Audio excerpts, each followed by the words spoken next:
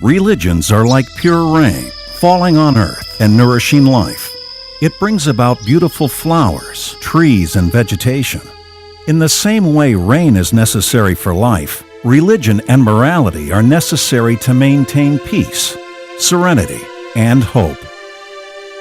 A Legacy of Peace is a documentary presentation that depicts the true nature of Islam and its relationship with the beliefs of other religions. Its primary goal is to clarify some of the misconceptions about the Islamic faith and set the stage for understanding and tolerance among all people and all religions.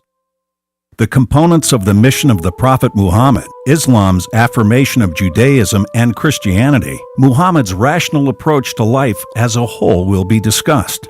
The documentary will also speak about the issue of state versus religion, what jihad means, Muhammad's use of marriage to end tribal strife, and how Islam reformed the status of women's rights and their role in societies. These are some of the topics that will be discussed in this long-awaited film. To better understand Islam and how its philosophies evolved, we will walk you through many of the events leading to the rise of this faith, and more importantly, bridge the perceived gap between Islam, Judaism, and Christianity. Just as Judaism turns to Moses for their teachings, and the Christians believe that Jesus was sent by God, the Muslims believe that Prophet Muhammad received the revelation of Islam. In the early 600 AD, in the city of Mecca in the Arabian Peninsula, Islam was born to continue the religious traditions set out from the dawn of mankind. The Prophet Muhammad was from the Hashim clan of the Quraysh tribe that ruled the city during that time. In the early 7th century, Arabia was a harsh wilderness inhabited by people who mostly worshipped idols and were torn with endless tribal wars. Survival was mostly possible by tribal dominance. Nobody would have dreamed that this violent and terrifying region was about to give birth to a world religion that would soon bring about peace and create strong spiritual, intellectual, social, and political reforms. In her book, Muhammad, a biography of the Prophet, Karen Armstrong stated, "When Muhammad brought his revelation to his people, Arabia was outside the civilized world, and its political and social order was disintegrating. There was an urgent need for a new political solution, and in the 7th century, such a solution would inevitably be religious." From an early age, Muhammad was known to be passionate, trustworthy, and spiritually gifted. He would often reflect and withdraw to a cave near Mecca called Cave Hira to ponder and meditate. At the age of 40, during one of his retreats, Muslims believe Archangel Gabriel appeared to him with a message from God. He said to him, "O Muhammad, read." Muhammad was terrified. He said, "I cannot read." Archangel Gabriel repeated, "O Muhammad, read." Muhammad replied, "But I cannot read." Then he took Muhammad into his arms and recited, "Read, in the name of your Lord, who created man from a clinging substance. Read, and your Lord is the most generous, who taught by the pen, taught man that which he knew not." Thus started Islam's revelation with the word read, and the revelation continued to occur periodically over a period of 23 years, which formed the Holy Quran. As a result of this revelation, rationality, spirituality, trade, science, and art thrived in the region to create the Golden Age of Islam. Out of this Golden Age of Islam grew the seeds of the Renaissance, the beginning of Europe's escape from the Dark Ages, where reason and knowledge were rejected. Was told to use intellectual capacity. It means reason. Use your reason. So that had such, can you imagine the impact if we knew today that in religion we're supposed to use reason? In the matters of faith, if we don't use our reason, we'll be lost. That's the contribution that Islam gave, and that's why it changed civilization. No one before said use your reason. Before it was repression based on the priesthood or the hierarchy, the church. Whoever was in control didn't want the common people to learn about things. They wanted to protect their interests. During the great Muslim empires, the Christian world was going through its dark ages. And this shifts tremendously when the Christian world comes out of the Dark Ages, because indeed the Christian world looks to that great Islamic heritage and past to learn about the great philosophers of the West. In many ways, it was the Muslim sages that passed on knowledge of Greek philosophy, and not only passed on that knowledge of Aristotle and Plato and Plotinus, but actually passed on and enhanced and developed form, so that it then becomes possible for the great sages of Christendom, whether it's Aquinas or Bonaventure or Albert the Great and many others, to in fact be seen as building on, if you will, their Muslim masters, their Muslim teachers. The Arabic word Islam is related to Silm and Salam. It means peace and a wholesome surrender to God. It is in the Quran that the religion is Islam. We translate this to English, that the religion with God is to surrender to God.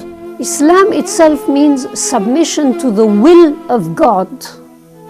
The submission to the will of God is profoundly natural and is in harmony with the divine laws of existence. Muslims believe everything in the natural world, including man, submit to God. Animals, flowers, trees, winds, oceans, fish, earth, moon, and heavens do not have a choice about whether to submit to God or not. Muslims believe man alone was given the faculty of choice. Those who choose to submit to God willingly, their submission comes in harmony with nature. But those who repulse the guidance of God will be returning to Him in submission and death, despite their unwillingness in life. Muslims believe that all heavenly religions have sprung from the one fountain of Almighty God. And with this deeply held belief, Islam enforces the beliefs at the core of Judaism and Christianity. Say, we believe in God and what has been revealed to us, and what was revealed to Abraham, Ishmael, Isaac, Jacob, and their descendants, and in what was given to Moses and Jesus and to the prophets from their Lord.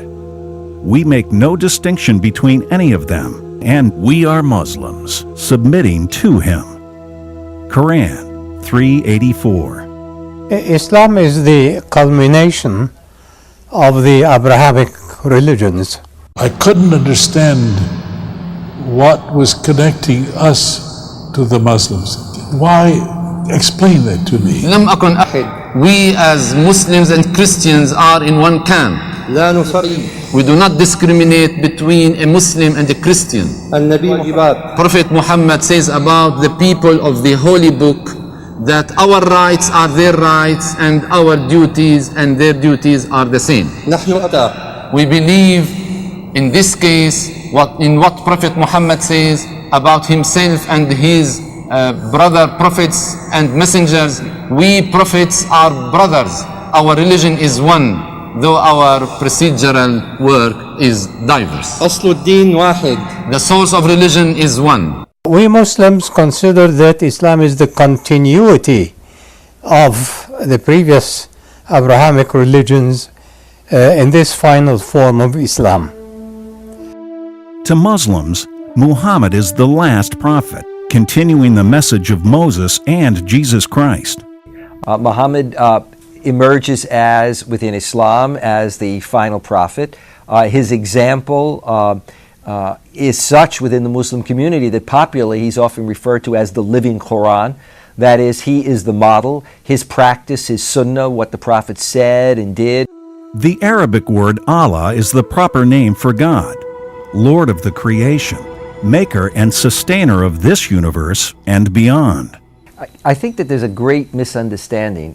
People act as if Allah is somehow a special private name, when in fact it's the Arabic word for God. There's of course one God in the universe, and Judaism, Christianity, and Islam all relate to this same God. In medieval Judaism, the medieval commentators who wrote in Arabic referred to that God as Allah, just as the Muslims and Christian commentators also referred to God as Allah. God, or Allah, has many attributes. Some of these attributes are the granter of peace and mercy, the patient, the pure, the forgiver, the compassionate, the judge, and the wise.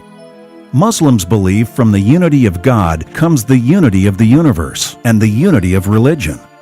From this unity stems the fraternity of all people and all beliefs. وأحب الخلق إلى الله أنفعهم لعياله. Prophet Muhammad says, all creatures are God's dependents. He didn't say the Muslims only, or the Christians, or the Jews. All creatures are God's dependents. The most lovable to God is he who is most helpful to God's dependents. Everything is created by the one God, and so for Muslims, the idea is that all people come from the same roots. Prophet Muhammad said, "None of you will be a true believer unless he loves for his fellow believer what he loves for himself." Although Islam was born in the height of recorded history in the early 600s, it is one of the most misunderstood religions. There are many unfound myths surrounding Islam that cause fear, confusion, and misinterpretation. Some believe the reason for this misunderstanding comes from the fact that most of the other religions do not teach Islam in their sermons, and vice versa. I am a bit taken aback to discover that I'm 53 years old and I've been an ordained minister in the Christian church for 19 years, and my education about Islam is beginning today. That all through my lifetime and all through my life as a Christian and my training to be an ordained minister, I did not have exposure to the Islamic tradition, the Islamic faith, the sacred texts of Islam. I had very little opportunity to interact with people who practiced the Muslim faith, and so I feel like I'm at a beginning stage. The Quran is a complete code of guidance and the source of spiritual nourishment, healing, and mercy for all believers. It stands today as it was revealed to Prophet Muhammad in its original state. All three of the major religions have a book that helps them interpret the will of God. For the Muslims, this book is the Quran. The Quran describes the teachings of Prophet Muhammad in three major categories: the Holy Quran, or Al-Kitab, wisdom, hikmah, and inner self-purification, tazkiyah. These three fundamental categories supplement one another.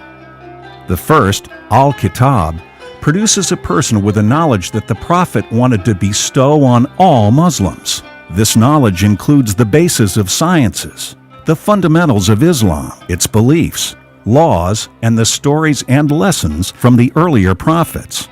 The second, wisdom, functions to produce a people who are successful in running their lives, affairs, and businesses. The third category, inner self-purification, tazkiyah, is an institution whose function is to produce humble and pious people. The three fundamentals combine to make up the ingredients necessary to make a true believer. The wisdom is a management tool that utilizes cause and effect as a guide in producing the desired and just result. It teaches the Muslim to do what is right and appropriate at the right time and in the right place. There are 4 verses in the Quran which speaks about tazkiyah and hikmah, meaning the inner self purification and instructing the wisdom and the scriptures to people. Al-hikmah, the wisdom, is to do the right thing in the right manner, in the right place. Tazkiyah, or inner self purification, plays a major, very significant role in the success of the person and the societies. The Quran states that indeed, truly, he is successful whoever purifies his soul, and he's a failure whoever corrupts his soul. To Muslims, at the center of the soul and conscience is the heart. God addressed Prophet Muhammad saying that he will accept those who turn to him in penitence, those who believe, and whose hearts find completion in the remembrance of Allah. For without doubt in the remembrance of Allah do hearts find comfort. In the Quran, talking about the mission of the prophets, that their main goal was to teach the book, the wisdom, and the tazkiyah, the purification of the heart. When the heart is cleansed from all vices and enlightened by the guidance of Allah, the rest of the body and all the senses will follow accordingly.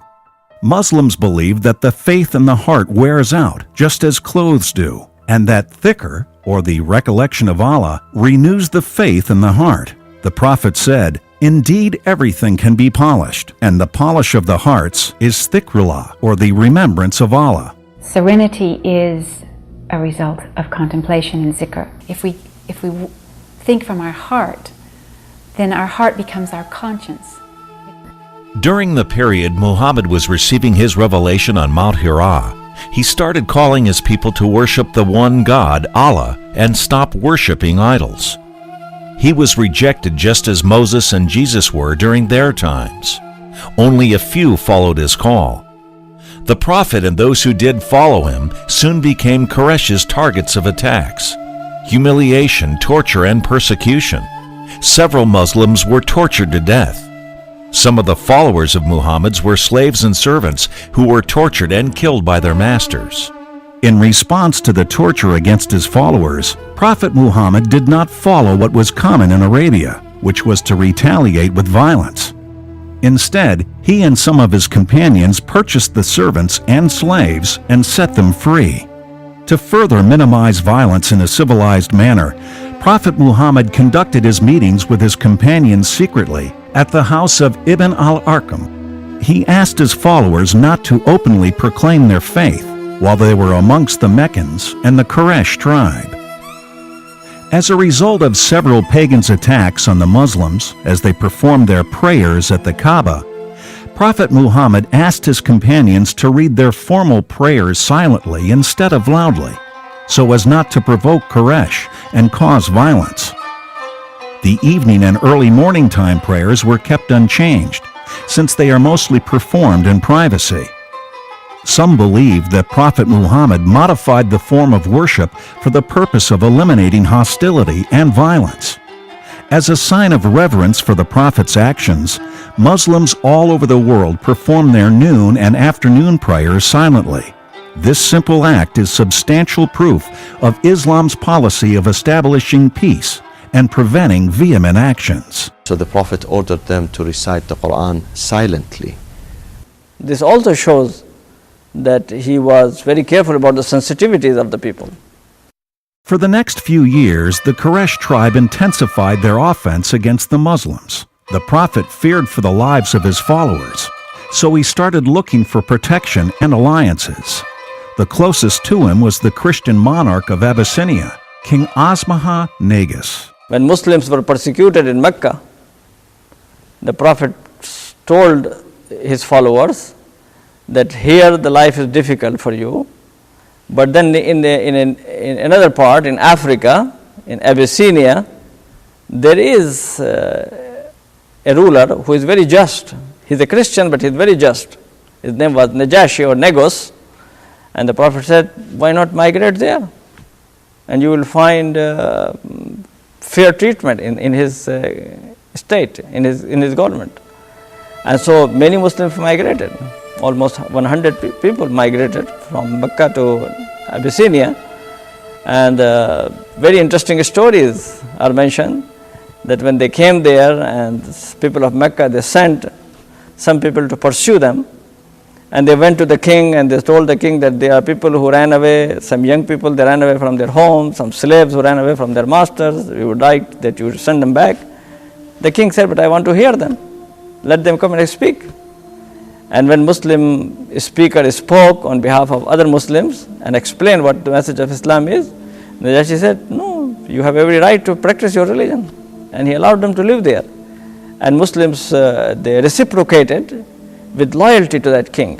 They were very loyal to the king, and they helped him in his battles with his enemies because they recognized this goodness that he did. The Quran also speaks about the people of the book, who are Christians and Jews. Islam holds a special status for them, since they received revelations from God and believe in the day of reckoning. It is wrong to say that Islam teaches violence between Muslims and Christians or Muslims and Jews. Islam emphasizes that you have these two traditions especially, Judaism and Christianity, they have many things in common. And you have to recognize this commonality and have better relations with them. Surah number 16, Allah says that when you discuss with the people of the book any matters, you discuss with them in a nice manner. Even when you argue with them in a nice manner. In Surah number 3, it says, قُلْ يَا أَهْلَ الْكِتَابِ تَعَالَوْا إِلَىٰ كَلِمَةٍ سَوَاءٍ. O people of the book, come, let us join our hands on common principles, on common values. This is what it says. In Surah number 60, Surah Al-Mumtahina, what does Allah say? Allah says, Allah does not forbid you from having good relations with those who do not fight you in the matters of your religion, do not expel you from your homes. Be nice to them. Judaism and Christianity and Islam share some of the same moral values: respect for the individual, the requirement to obey the divine will, to understand a sense of humility as being a human, non-perfect, a human to whom there is always a relationship with something that is greater and far beyond. These are things that all the religious traditions share with one another. Islam emphasizes freedom. This Western society speaks a great deal about freedom. Freedom of expression, freedom of religion. The Quran says no compulsion in matters of religion. God has permitted Muslim men to marry Christian and Jewish women who may or may not convert to Islam. The intimacy and love that God made between a Muslim husband and a Muslim wife can be no less when it is made between a Christian wife and a Muslim husband. Eating the foods of the people of the book is yet another indication in the bond for peacemaking. This day are all things good and pure made lawful unto you. The food of the people of the book is lawful unto you, and yours is lawful unto them. Lawful unto you in marriage are not only chaste women who are believers, but chaste women among the people of the book revealed before your time, when ye give them their due dowers, and desire chastity, not lewdness nor secret intrigues. Quran 5:5. We find in the Quran several chapters named after Christian and Jewish figures: Yusuf or Joseph, Mary, Ali Imran, the family of Mary, Ibrahim for Prophet Abraham, the table, referring to the table of Jesus offering food, the room, for the Roman Empire, are examples. The chapter of Rome expresses Muslim condolences over the defeat of Christians by the disbelievers, and giving the good tidings that they will later be victorious. We find in the Quran many inspiring stories about the prophets Jesus, Moses, Abraham, John the Baptist, Jacob, Joseph, and many more.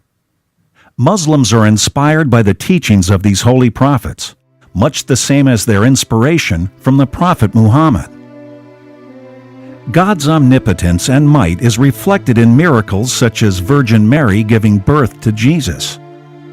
The Quran tells us about the exchange that takes place between Mary and the angel who announced the forthcoming birth of Jesus to her. Said she, "O my sustainer, how can I have a son when no man has ever touched me?" The angel answered, "Thus it is. God creates what He wills. When He wills a thing to be, He but says unto it, Be, and it is." Quran 3:47. The angel also tells Mary, "And He will impart unto thy son revelation, and wisdom, and the Torah, and the gospel, and will make him an apostle unto the children of Israel." Quran 3:48 and 49. Jesus is a very important figure in the Quran. A number of passages speak about Jesus. Jesus is mentioned a number of times in the Quran. There's some very interesting similarities between Muslims and Christians, for example, if we look at the figure of Jesus. In the Quran, Muslims understand that Jesus is not just a prophet of God, but someone who has a miraculous birth. The Quran speaks of Jesus being born of Mary, who is a virgin. And so Muslims, like Christians, believe that the virgin birth, that Jesus is born from Mary, who is a virgin. The Quran tells us that Jesus receives the Gospels, and the word that the Quran uses, Injil, Moses is the prophet that's mentioned most by name in the Quran. If you look at the number of prophets that the Quran mentions, it's Moses who's mentioned the most. And for the most part, it's a very similar story to the story in the Hebrew Bible. In the Quran, and for Muslims, Moses represents really the archetype of God's prophet against evil in the world, which is Pharaoh. And so that story, which is there in the Hebrew Bible as well, is a very important story for Muslims in the Quran, the story of Moses as the prophet speaking out against oppression. And the oppression is exemplified by Pharaoh. And so that struggle between the oppressed, the children of Israel, led by Moses, and the oppressor, Pharaoh, is a very important story for Muslims. The Quraysh tribal campaign against the Muslims expanded to a new dimension in the form of economic and social boycotts. 8 years after Muhammad's first revelation, the Quraysh tribe imposed a boycott on the Prophet and his family and forced them out of Mecca to an arid and dry valley known as the Abu Talib Valley. The siege went on for 28 long months. During this time, the family of the Prophet was not allowed to deal, trade, buy, sell, or socialize with the Quraysh tribe. The siege took its toll on the Prophet and his family. As a result, they had to eat the grass, insects, roots, and shrubs. Due to the harsh conditions imposed on them, some of his family fell ill. The Prophet's wife, Khadijah, died as a result, shortly after the boycott was removed. Shortly after that, his uncle Abu Talib also died. Their deaths were a direct result to the long years of malnutrition and hardship in exile. King Negus of Abyssinia sent a Christian delegation of 33 people to visit the Prophet and express their concern about the Muslims' condition. This visit may have been one of the elements that led to the elimination of the sanctions. When the delegation visited the Prophet in his exile, they were overwhelmed by the Quran text he recited to them and by his profound wisdom.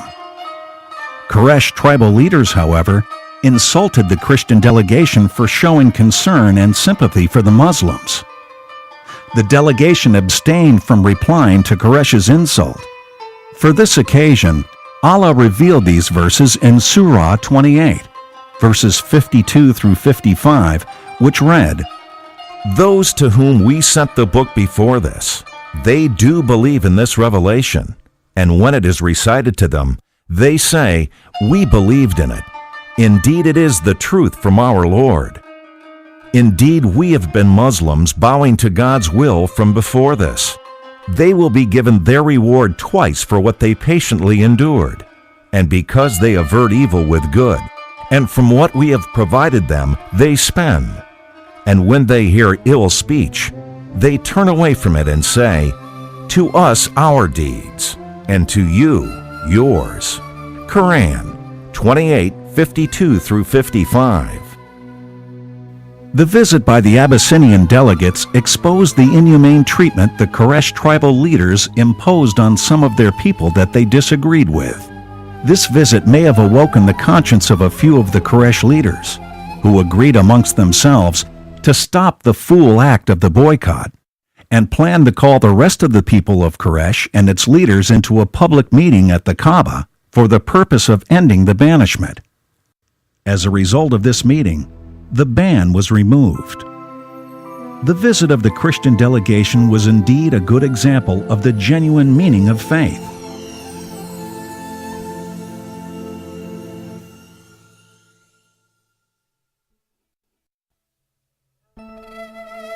Having lost his wife and uncle, Muhammad's exposure to Quraysh's harassment and assaults grew greater. In old Arabia, the governing law was that everyone is protected by belonging to a clan. The stronger the clan, the better the protection. For Muhammad, his father died before he was born, and his mother died when he was 6 years old. His guardianship moved to his grandfather at first. Then, when his grandfather died, it moved on to his uncle Abu Talib. Now that he lost his uncle and wife, he lost most of the protection of his clan. Being tired of Quraysh's assaults and rejection, Muhammad started looking for another chance for his cause outside of Mecca. The Prophet made a decision to go to Al-Taif, 150 kilometers south of Mecca, in the hope of finding a stronger collaboration from its people. It must have been horribly painful for Muhammad to have made such a decision. He knew that if he left the city, his life would be endangered by the lawless Arabia, and that if he had to return to Mecca, he would have to find a new clan to protect him, which might not be possible. In Al-Taif, the Prophet was utterly turned down by the city's 3 leaders. One leader said to him, "If God sent you, I will tear down the hangings of the Kaaba." The second leader told him, "Couldn't God find anyone else other than you to send?" The third leader refused to meet with the Prophet, but sent his servant with this message, "I do not need to speak to you. For if you are a messenger from God as you claim, then you are too great of a person for me to address. And if you are a liar, it is not befitting for me to speak to you." Knowing the consequences if he returned to Mecca, Muhammad appealed to them to conceal the news of rejection from Quraysh or to allow him to stay among them. His plea was also rejected. Instead of the expected kindness, they turned loose their children to follow him and threw stones at him until his head was severely cut. He bled until the blood came out of his shoes. Just outside of town in a vineyard, the Prophet and his servant rested and prayed these words, "O my God, unto you I complain of my weakness, of my helplessness, and of my lowliness before men. O most merciful of the merciful, you are Lord of the weak, and you are my Lord. Into whose hands will you entrust me? Unto some far-off stranger who will ill-treat me? Or unto a foe whom you have empowered against me? I care not if your wrath is not on me." Upon this supplication, the angel of mountains came to the service of Prophet Muhammad, asking his permission to close the mountains on the people of Taif. But despite his deepest wounds of rejection, Muhammad replied, "No, God may bring from their offspring people who may testify to the oneness of God and worship Him." The Prophet was magnanimous. His zeal for peace and forgiveness indeed overpowered his personal anger and self-wounds. Testifying to this fact, God revealed, "And indeed you are of a great moral character." Quran 68:4. The Quran also said, "And we have not sent you, O Muhammad, but as a mercy to the worlds." Quran 21:107. Now, Muhammad had no other choice but bear the pain of rejection and humiliation and return to Mecca. The next task for him was to find protection in Mecca. He sent his servant Zayd with the names of several tribal leaders in the hope that one of them would accept the request. Only one, Al-Muti ibn Adi, who was an idolater, accepted the protection of the Prophet. For the next 3 years, Muhammad was under the protection of a disbeliever. As expected from the Prophet, who was sent to teach wisdom and rationality, he had to deal with the new circumstance differently. Now he would no longer speak low of their idols, nor would he introduce himself to Quraysh in the way and frequency he used to. Instead, he channeled his efforts to the people who visit Mecca, especially during the pilgrimage season. And this flexibility in approach seemed to be fruitful. For example, he met with some people from the city of Yathrib who were favorable to his call and accepted Islam. The few converted Yathrib Muslims went back to their people and made more converts. In the next pilgrimage season, 12 of them met secretly with the Prophet and made a covenant with him to act and live up to the highest of standards. He asked his companion, Musab ibn Umair, to go with them and be his ambassador in Yathrib. In Yathrib, the Prophet's ambassador and the 12 Yathrib Muslims were successful in introducing Islam in the city.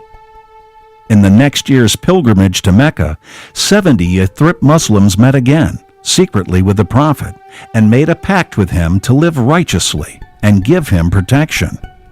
The prophet had them select 12 representatives from amongst themselves, possibly reflecting their corresponding tribes, to report to Musab. Under this leadership, the Yathrib Muslim community soon became a significant power. Now, the scale of the relative power between the Quraysh tribe and the Muslims had begun to shift in favor of the Muslims. 11 years after the first revelation, the miraculous journey of the prophet to Jerusalem and his ascension to the seven heavens took place. In this remarkable journey, Muhammad met with his brother prophets, Abraham, Moses, Jesus, and all other prophets sent by God, and he led them in a prayer in Jerusalem. From Jerusalem, he ascended to the seven heavens, again meeting with the prophets. It was here he received the Muslim duties of the 5 daily prayers. Muhammad's meetings with all the prophets demonstrates the close ties and common grounds between Islam, Christianity, and Judaism, as well as other revealed religions. Since the conditions for the Muslims in Yathrib was far better than that of Mecca, most Meccan Muslims migrated to Yathrib to escape rejection and execution. They left behind their loved ones and belongings. Late in the 12th year, from the first revelation, the Prophet himself received inspiration to migrate to Yathrib. He instructed his close friend, Abu Bakr, to prepare 2 camels, food and supplies, and set them on standby for the journey. The Prophet also hired a travel guide for his convoy. Observing the Muslims' migration and success in Yathrib, Quraysh leaders were getting nervous and furious. Out of other options, they resorted to use more violence and plotted to kill Muhammad without the fear of reprisal from his clan, the Banu Hashim.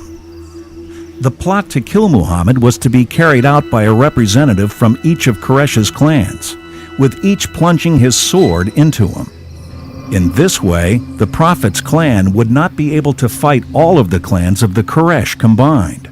The Prophet was informed by Allah of Quraysh's plan and gave Muhammad the permission to migrate to Yathrib. The Prophet told his close friend Abu Bakr, who was all too happy to accompany the Prophet in his journey. On the night of the journey, the Prophet instructed Asma, Abu Bakr's daughter, along with her brother Abdullah, to deliver food and the news of Quraysh's plan to his hideout at Cave Thawr. He also instructed Abu Bakr's servant to graze a herd of sheep where the Prophet's convoy and messengers walk, to destroy their footprints. This helped prevent Quraysh's assassins from tracing their footprints to their hideout.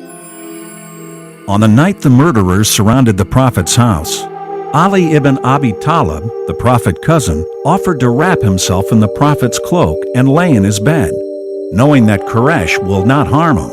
The Prophet made his escape from Mecca along with Abu Bakr. To mislead the Meccans who believed he would head north to join the rest of the Muslims in Yathrib, Muhammad and Abu Bakr headed south instead, to their hideout, the Cave Thawr. When the murderers entered Muhammad's house to kill him, they were disappointed to find out that it was Muhammad's cousin who was in the bed. The leaders of Mecca called for a wide search for Muhammad and offered 100 camels as a reward to the one who apprehended him. This lucrative reward attracted many people to search for Muhammad. Because of his well-devised plan, no one was able to find him. The Prophet and his friends stayed in the cave for 3 days. During the nights, they were kept informed of all news and developments of what was occurring in Mecca. After 3 days, the Prophet, Abu Bakr, and their guide took the Red Sea route to Yathrib to ensure their escape. After 10 days' journey, Muhammad arrived safely in Yathrib. That day in mid-June, 622 AD, marked the beginning of the Islamic calendar and the founding of the Muslim nation. Muhammad was well received in Yathrib, and the people named their city Madinatu an-Nabi, the city of the Prophet, or Medina for short. Not long after his arrival, the Prophet built the first mosque from which he began delivering his messages. Along with this spiritual development, the Prophet made other social and political developments in the city. These developments served to establish peace and strengthen the bonds amongst the people in the city. He established a peace between two major tribes in the city. He also established a transitional league of brotherhood between the Meccan emigrants and the Medinan Muslims.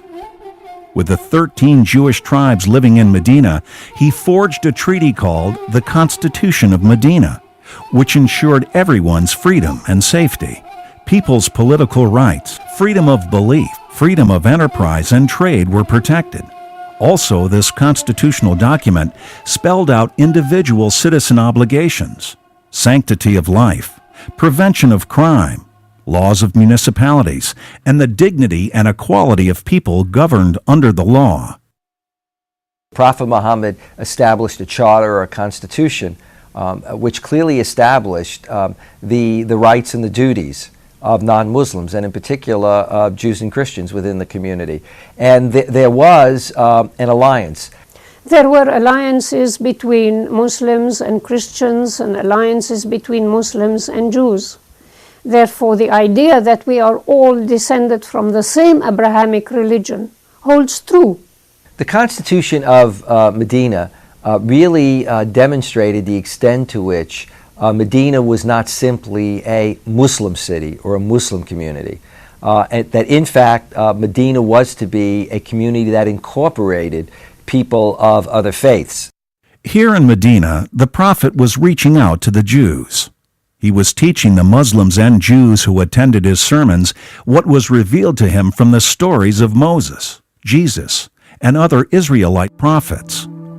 Also, the Muslims were told to face Jerusalem in their prayers, like the Jews and Christians did.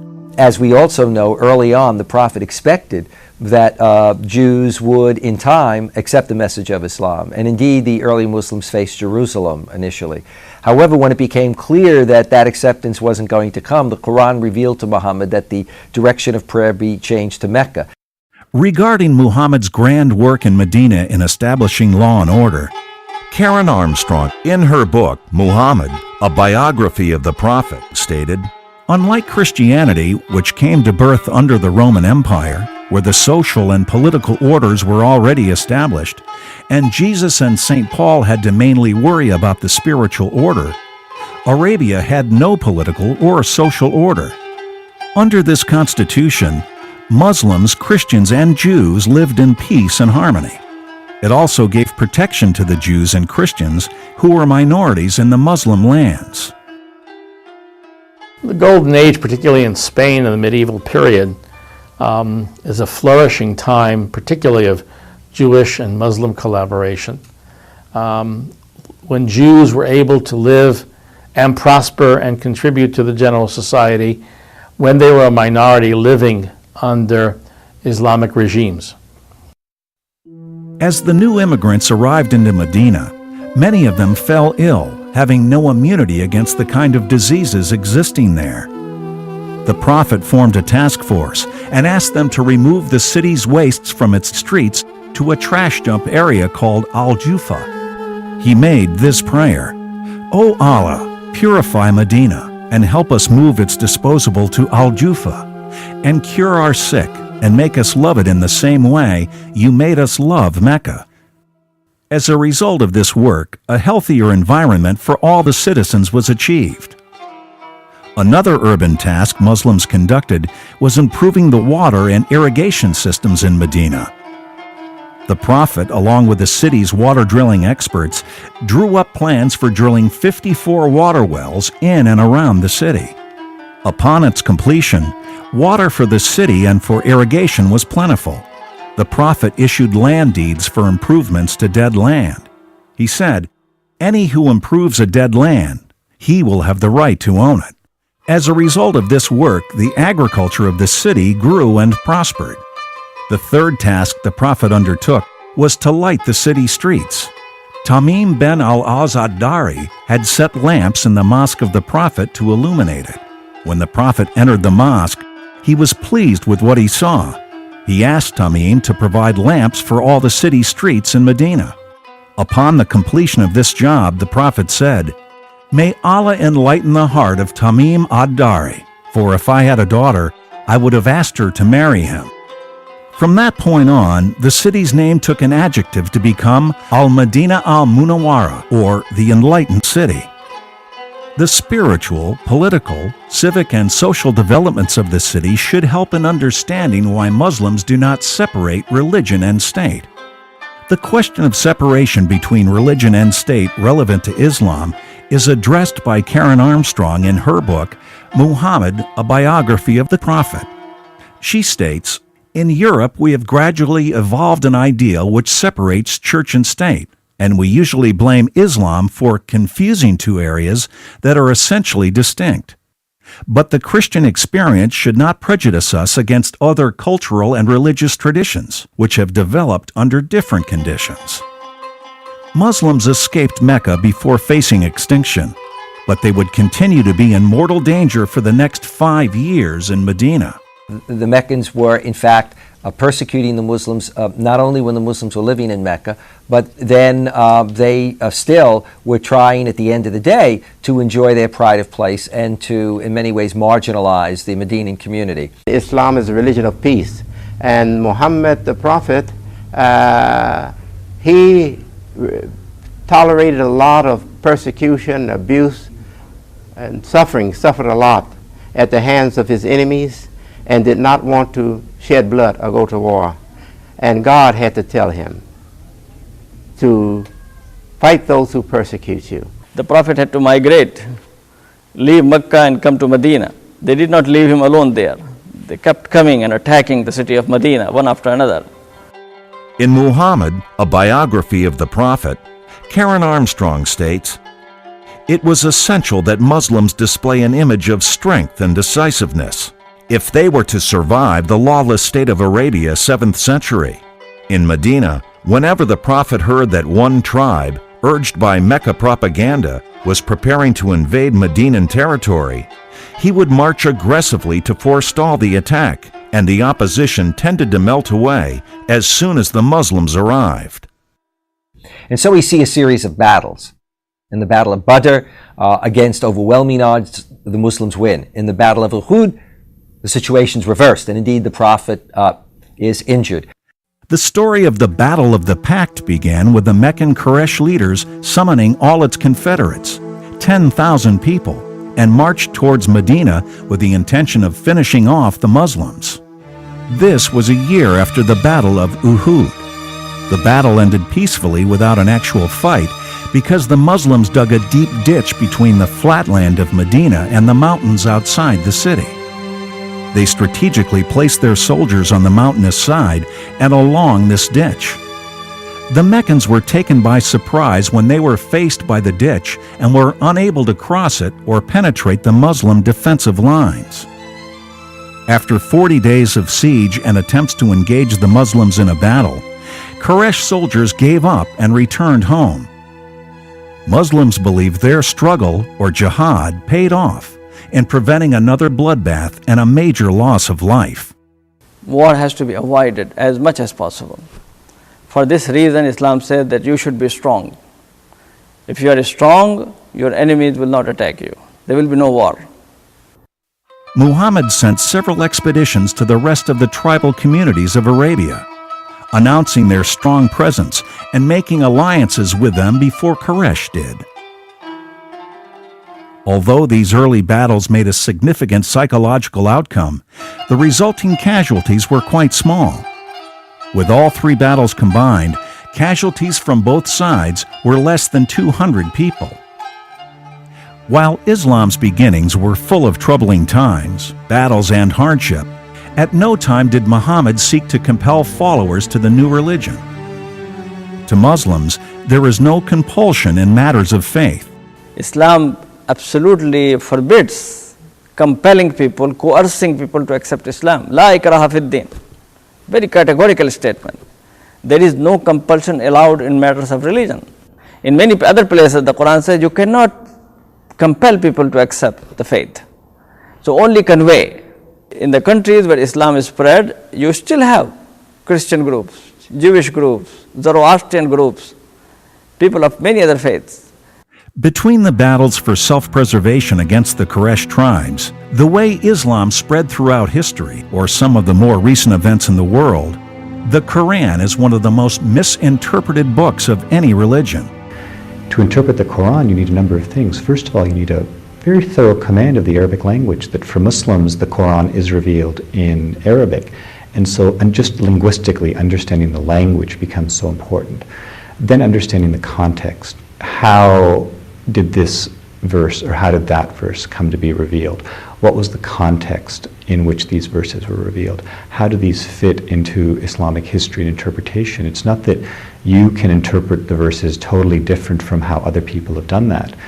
You're free to interpret the verses, but you're bound by the fact that these really are God's words for all people in all times.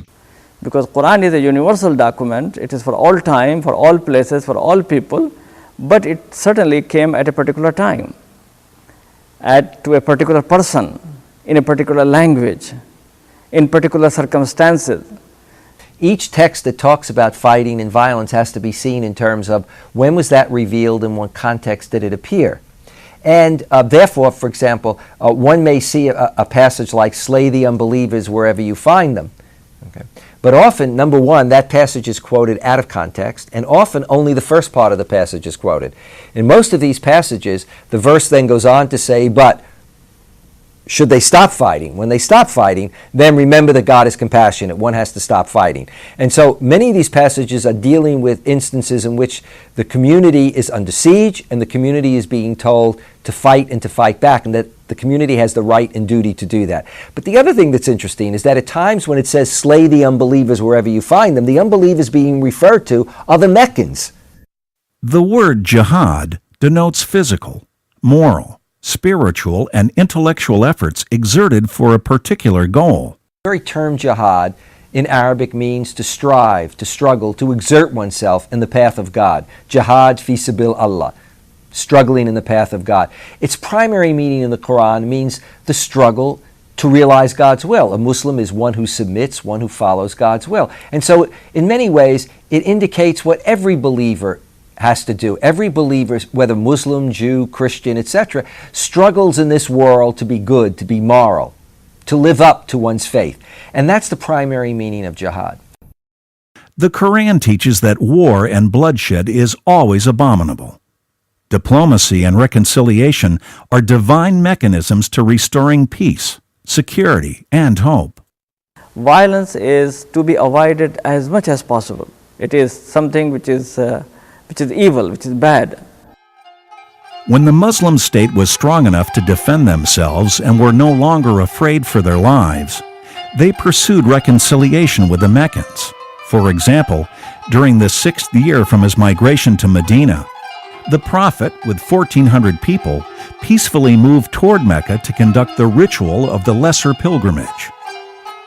The Quraysh leaders, however, sent 50 horsemen to block the main route of the pilgrims and to attack the Muslims as they approached. Even though the Muslims were many folds greater in number and could have attained an easy victory, the Prophet took a different route through the narrow and rocky canyons that were extremely difficult to cross in order to reach Mecca. When the Muslims realized they would not be allowed to perform their ritual, they negotiated with Quraysh a resolution for peace known as the Treaty of Hudaybiyah. The treaty, among other things, called for no war for the next 10 years, and that the Meccans are to allow the Muslims to perform the Lesser Pilgrimage in the following season. Many of Muhammad's companions were dissatisfied and angry, and felt it was humiliating to sign such a treaty. Karen Armstrong, in her book, A Biography of the Prophet, stated, "Muhammad was a peacemaker who risked his life and nearly lost the loyalty of his closer companions because he was so determined to reconcile with Mecca. Instead of fighting an intransient war to the death, Muhammad was prepared to negotiate and to compromise. And this apparent humiliation proved, in the words of the Quran, to be a great victory." The Prophet was in an area of Arabia in which you had tribal warfare. And Arabia was located between two massive empires, the Sassanid and the Eastern Byzantine Empire, who were themselves warring among themselves. The Prophet brought peace to Arabia. he brought Islam, and Islam, submission to the will of God, the religion of Islam was to transcend all tribal and ethnic affiliations. And so he brought peace to Arabia. Islam absolutely forbids attacking people who are innocent. Islam says you should not initiate violence. The Quran says do not aggress against those who do not aggress against you. So even in the difficulties and problems, try to see that the Quran says that when people do wrong to you, you should do good to them, so that this is the way you can bring friendship and good relation. The Prophet's wisdom in making peace and uniting his people did not stop at only political treaties, but he used the social customs of Arabia to overcome factions and animosity in the land. Who he married is an example of this. The Prophet married Hubayba, the daughter of the Quraysh leader Abu Sufyan. Later he married a Jewish lady, Sufiya, the daughter of the chief of the Nudair tribe. The Prophet also married a Christian lady, Maria. Even though both these ladies accepted Islam, these marriages are symbols showing that Islam transcends barriers. It also shows that Islam seeks to build bridges and relationships with other communities and other religions. The Prophet in his own personal life often sought to bring about that peace through diplomacy, and indeed through a number of his marriages. So when we look at the marriages of the Prophet, they occur for a number of reasons. He married widows, but the Prophet also was involved in marriages, much as later on we see rulers involved in marriages that cement relationships with other tribes. A chronological timeline of the marriages of the Prophet reveals the role of these marriages to bring about peace. The Prophet married his first wife, Khadijah, at age 25. She was a widow of age 40. They stayed married until she died. He was then 50 years old. He stayed single for the next 3 years until the age of 53, when in Medina the Prophet married his second wife, Aisha. In the next several years, during the reconciliation with Quraysh and the tribes surrounding Medina, he made the rest of his other marriages. These marriages were instrumental in ending the violence and securing lasting peace. The Prophet used other social customs to create peace and friendship. When the Prophet was in Medina, he noticed Jews fasting on a particular day, and he asked them, why do you fast on this day? And they explained to him that this was the day in which God had saved Moses. And so for the Prophet Muhammad, the idea was that this was just as important a day for Muslims as it was for Jews. And so the Prophet Muhammad fasted on that day too. In the Islamic calendar, it's the 10th day of the month of Muharram, the day of Ashura. And so Muslims still fast on that day, similar to the Jewish understanding of fasting.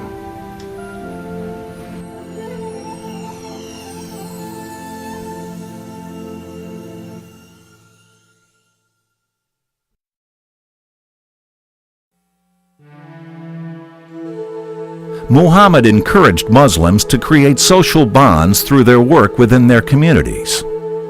In his young age, before he received the message of Islam, Prophet Muhammad, along with his uncles, attended a meeting of a social organization called the Alliance of Virtue. This organization was established to help the oppressed and to foster justice in and around Mecca. After receiving the revelation, the Prophet showed his esteem with such organizations and said, "I had witnessed, along with my uncles, a meeting of the Alliance of Virtue in the house of Abdullah ibn Judan, whom I loved more than the most precious thing, and if I were to be called to join it in Islam, I would." Muslims believe in fostering good traits and condemn evil acts. In fact, one of the lesser pillars of a Muslim is fostering good and forbidding bad. This is known as al-amir bil ma'ruf wa anahi an al-munkar, meaning commanding the doing of what is right and forbidding what is wrong. This philosophy allows the Muslim to practice what is known by all people to be good, such as obeying traffic laws, penalizing the criminal, stating the truth, etc., and also rejects what is known as bad or immoral, such as intoxication, harming neighbors, stealing, and lying. some scholars say ma'ruf is that which is recognized by all people as good, and munkar is that which is recognized by all people as bad. Islam by now has a strong footing in Arabia, and the Muslims enjoyed the peaceful years after the Treaty of Hudaybiyah was signed. However, this peace would not last.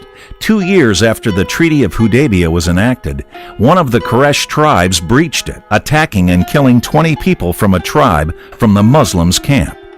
The treaty is basically, at a certain point, seen as violated by the Meccans, who undertake a series of attacks or getting others to attack the Medinan community. And so, in effect, the Prophet says this is abrogated. The Medinan community moves on Mecca. And at the end of the day, the Meccans, realizing that they are facing a highly motivated community, and in a sense, overwhelming odds, are subdued, surrender. The Prophet moved into Mecca with as many as 10,000 people and entered the city peacefully. He entered the city with his head bowed down in humility to God and with respect for the city's sacred house of God. He forgave the Meccans with his famous words, "Go about wherever you may please, for you are set free." Muhammad's action in forgiving the Meccans was magnanimous, since Muhammad was at the peak of his power and he could have easily crushed the Meccans. In contrast, the Meccans, at the peak of their power, executed the Muslims, who were weak and defenseless. The genius of the Prophet here as a leader is very interesting, because he does not choose to do what many at that time might have chosen to do, and that is to simply subdue and slaughter in a way to get revenge, to retaliate and get back. But rather he takes the high ground. The Prophet accepts the surrender. A fairly significant number of notables convert to Islam, and the Prophet indeed offers positions of significance to a number of the Meccans. And so in many ways, the Meccans now become absorbed within that broader Islamic community. During the Muslims' peaceful re-entry into Mecca, the Prophet announced, "Anyone who enters the house of Abu Sufyan, who is the leader of the Meccans, is safe." Here, we see that the Prophet was acknowledging the stature of the leaders of Mecca, and he showed that the Muslims were not to abuse the social and political structure of the society. Once the city was opened, Muhammad appointed Attab ibn Asid, a member of the Quraysh tribe, to rule the city, rather than placing himself or his regime to rule over Mecca. God emphasizes in the Quran the sacredness of the human soul and condemns acts of terror. If anyone slays a human soul, unless it be in punishment for murder or for spreading corruption on earth, it shall be as though he had slain all mankind. Whereas, if anyone saves a life, it shall be as though he had saved the lives of all mankind. Quran 5:32. Muslims believe that any regulation or act made for saving a human life, such as traffic regulations, medicinal child-proof bottling, and the protection of the ecological system, are examples for saving the human life. A Muslim is rewarded for inventing and practicing such measures and showing respect for the human soul. The Islamic law, Sharia, is a community moral law derived from the Quran and the teachings of Prophet Muhammad. The Sharia is not just a legal system. It's an orientation towards God.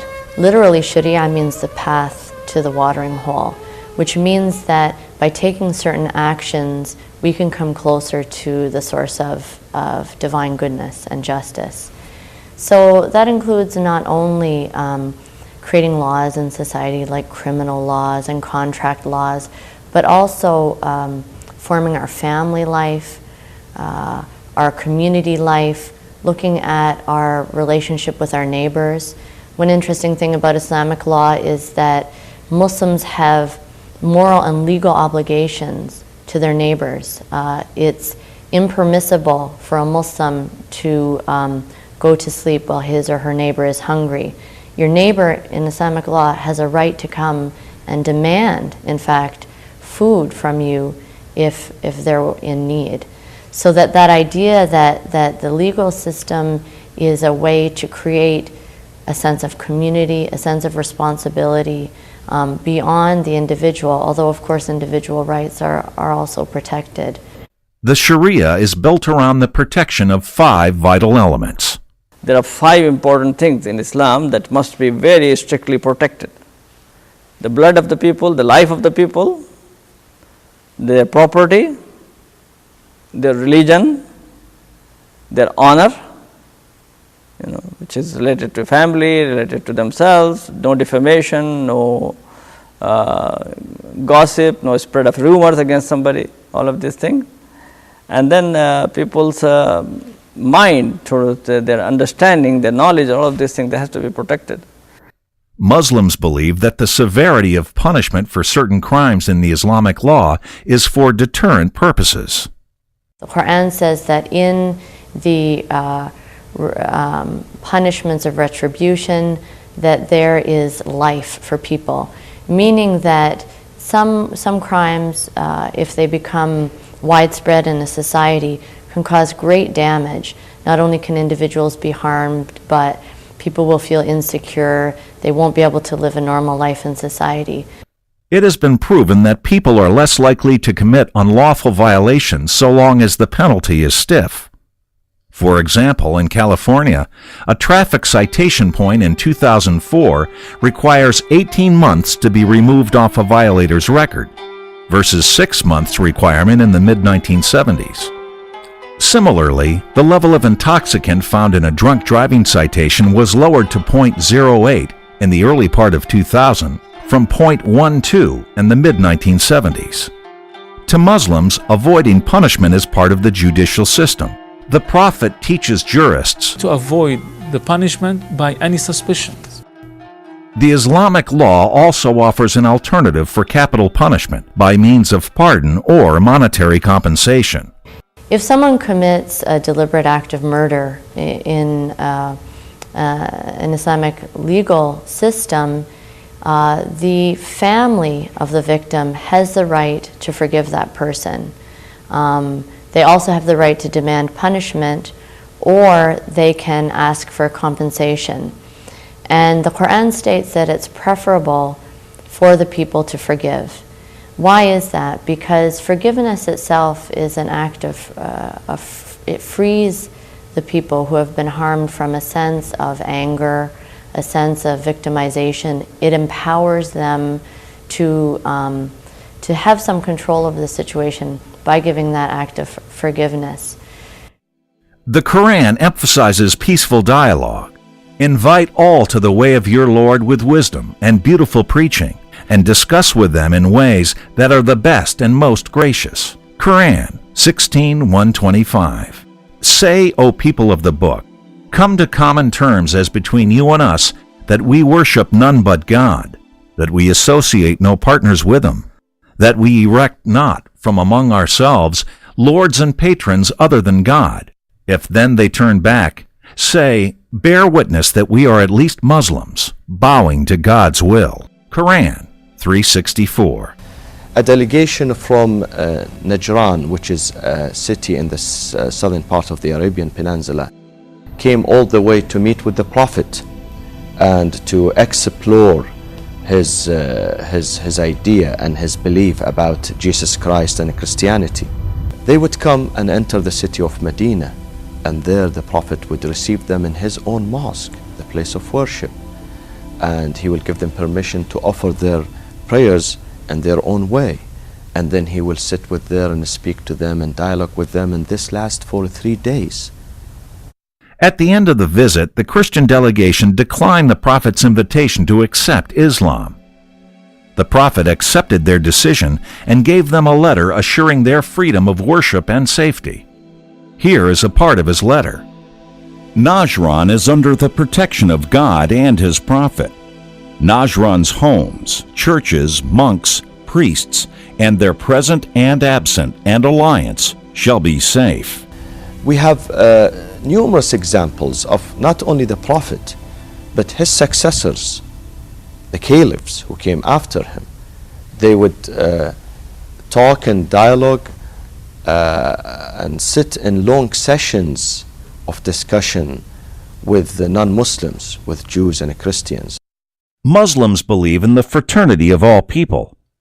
God said, "O humankind, we created you from a single pair of a male and female, and made you into nations and tribes, that you may know and deal with each other in kindness, not that you may despise each other. Verily, the most honored of you in the sight of God is the most righteous of you, and God is knower, aware." Quran 49:13. Some people still want to believe that Islam is a threat to the West, and that Islam is a religion that promotes violence or teaches violence. This is far from the truth. Islam, the very word comes from peace, the word meaning peace, and Islam is a religion of peace. Muhammad the Prophet embraced Christians, he embraced Jews. Jews and Christians lived among Muslims and under Muslim authority, and had the freedom to practice their religion and conduct their affairs as they did before Islam. If there is communication and understanding, then there is friendship, collaboration, and bridge building. If dialogue between Christians and Jews was the mandatory work after the Holocaust, dialogue between Jews and Christians and Muslims is the mandatory work in our own day and time. My own Christian tradition says, treat your enemy with respect and love, and turn your enemy into your friend. There's a table where we can sit down and talk long before we have to get to acts of desperation. We are all our brother's keepers. We all must love our neighbors. And we have an ethical obligation not to destroy one another. For 70 years, Muslims and Christians performed their rituals and prayers side by side before the Umayyad Mosque in Damascus, Syria, was expanded in 705. Caliph al-Walid ibn Abdul Malik bought the St. Baptist Church, which was east of the mosque, from the Christians in exchange for 4 other churches in the city. Today, the tomb of John the Baptist stands in the center of the Umayyad Mosque, along with the original baptismal well and stone-made pot. One of its minarets is known as the Minaret of Jesus. Muslims believe that Prophet Jesus will be returning to earth and will start his mission from this holy place. Muslims are then supposed to follow him as well as Christians. In an effort to bridge between Muslims and Christians, Sheikh Ahmad Kuftaro had called on both Muslims and Christians to work together, paving the road for his return. History shows that when Muslims and Christians clashed, they discovered that they share much of the same values. The Crusaders and Saladin is an example. In the book Saladin in His Time, P.H. Nupi stated, "The Crusaders were fascinated by a Muslim leader who possessed virtues they assumed were Christian." Saladin's image was in the Millennium issue of Time magazine. Time magazine wrote about Dante's Divine Comedy and said, "But perhaps what should be most surprising in his catalog of great-hearted souls was a figure solitary, set apart. That figure was Saladin." When Dante, the most Christ-centered verse ever penned, wrote lionizing his name, Saladin had been dead for over 100 years. Dante's writings stand today, as it did in the past, as a testament to Saladin's extraordinary stature. When Saladin captured Jerusalem from the Franks, he spared the lives of 100,000 Christians. Richard the Lionheart negotiated peace with Saladin. Saladin could have exploited the situation since he had the upper hand. However, he followed Islam's quest for peace and spared their lives. God said, "It may be that God will grant love and friendship between you and those whom you hold as enemies. For God has power over all things, and God is oft forgiving, most merciful." Quran 60:7. In contrast, when the Crusaders entered the city 88 years earlier, they massacred 80,000 of the original inhabitants of the city. Among the slaughtered were Christians and Jews. Salahuddin, or Saladin, I think is a very important figure to look at in Islam. Why? Because, you know, a lot of times when we talk about religion, people will say, yeah, but you're talking about abstract thought, or you're talking about a set of beliefs. But how did Muslims actually act? Just as we can say, how did Christians actually act? And regrettably, we can go back and pick out, and there are, you know, the negative images, the negative people, the negative examples. But we also have the great leaders, the enlightened leaders. And Saladin, or Saladin, represents that kind of enlightenment. When we look at the way in which the Muslims were viewed, those who were following this Muslim ruler, by even the Christian army and by the head of the Christian army, he was very well respected in his own time. Not only is a great warrior, but a man with a great sense of chivalry and moral code. And indeed, when the Muslims were victorious, he did not do what many at that time would have done, and that is, you know, slaughter the soldiers, slaughter the women and children, but in fact spared those who were conquered. In September 1192, during the siege of Acre, King Richard the Lionheart gained a lasting respect for Saladin. When Richard fell sick, Saladin sent him his own physician, Ibn Maymun, the Maimonides, to treat him. Along with this health care, he frequently sent him ice to cool down his fever and plum fruits that were necessary for his recovery. Saladin went beyond justice in helping Christian women find their husbands. He ordered his soldiers to search for their missing ones. Those whose husbands or guardians were determined dead, Saladin ordered they receive compensation in currency from the treasury as if they were killed, not as soldiers of war, but by error or accident. During the siege of Acre, several soldiers were captured. Among them was an old man who was so old that he was toothless and could hardly walk. Saladin questioned him as to why he was there. The old man said that he had no thought but to make a pilgrimage to the Church of the Resurrection in Jerusalem. Saladin was so touched by his answer and condition that he ordered that the old man be escorted to Jerusalem to fulfill his worship dream. Saladin entered the annals of Western history as a magnanimous and respected figure. Saladin's chivalry and high standards were at the soul of the plays and romances created by Sir Walter Scott.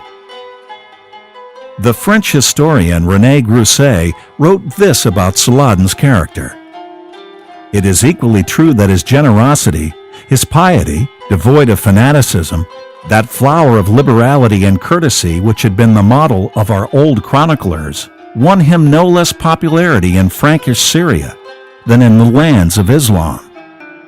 One thing that Islam brought which was revolutionary were rights to women. In the societies in much of Europe, Asia, and Africa, women's rights were non-existent until modern times. With the rise of Islam in the early 600s, the Arabian woman was recognized as equal partner to man. Islam had granted the woman a dignified role and established her right to inherit, marry, and divorce.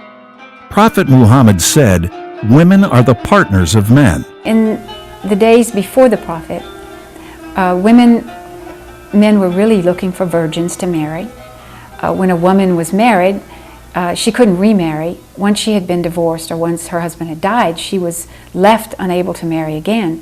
Women were certainly second-class citizens. With the advent of Islam, Islam allowed women the right to inherit.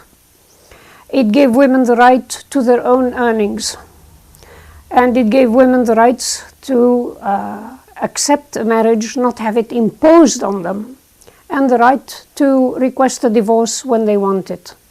And if women are given the same rights as males or men to education, then no woman can be held back. Whatever applies to a man applies to a woman in religious duties and in relationships. A woman can be a doctor, a lawyer, she can have her own business, she can be an entrepreneur, she can work in a laboratory, she can do anything that any other woman can do. The Quran names several chapters in honor of women. Al-Nisa, or the woman, is one chapter. or as the late Sheikh Ahmad Kuftaro taught, in defense of women. This chapter conveys many subjects regarding women's affairs and rights. Another chapter in the Quran devoted to women is named Al-Mujadila, or the woman with plea. In this chapter, Allah narrates the story of a woman who came to Prophet Muhammad complaining about her husband. The woman did not like the ruling of the Prophet in her case. She kept returning to the Prophet, arguing her case until a revelation in her behalf was revealed, changing the ruling of the Prophet in her favor. There is yet another chapter in the Quran named Mary, after the Virgin Mary, mother of Jesus.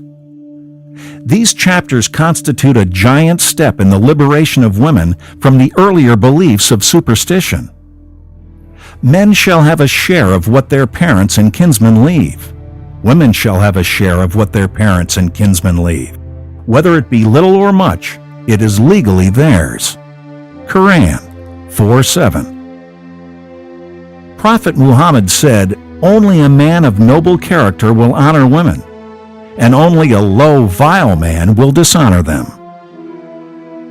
Because of their role in home education and upbringing of children, Islam gives mothers greater honor than fathers. A man came to Prophet Muhammad and asked him, "O Messenger of God, who rightfully deserves the best treatment from me?" "Your mother," replied the Prophet. "Who is next?" asked the man. "Your mother," said the Prophet. "Who comes next?" the man asked again. "Your mother," replied the Prophet. "And who is after that?" insisted the man. "Your father," said the Prophet. Prophet Muhammad also said, "Heaven lies beneath the feet of mothers." Muslims believe obeying and serving mothers is a key to deserving paradise. God commands the obedience of parents. We have enjoined on man respect and kindness to his parents. In pain did his mother bear him, and in pain did she give him birth. Quran 46:15. Muslim women have risen to the highest government ranks. Salama, Prophet Muhammad's wife, advised the Prophet in important political and legislative matters. In the peaceful Treaty of Hudaybiyah, the Prophet acted upon her advice in making the treaty a reality.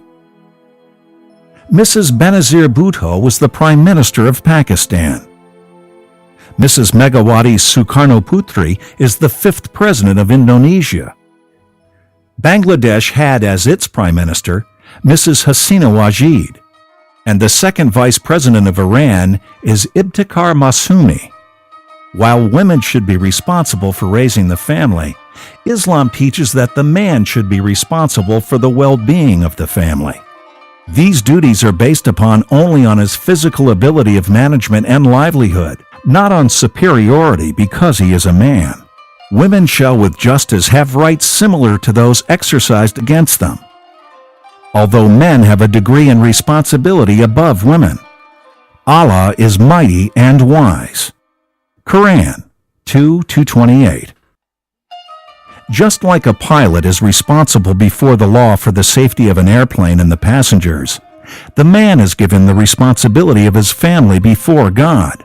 Otherwise, both parents mutually share the management of the family, just like the pilot and co-pilot manage the aircraft in the air. Also, it takes hydrogen and oxygen to make a particle of water, but neither of the elements is superior to the other. The two elements only complement one another. Muslim women wear the scarf as a means of modesty. The scarf does not construe a limitation or incapacity with respect to her, nor does it make her inferior to man or other women.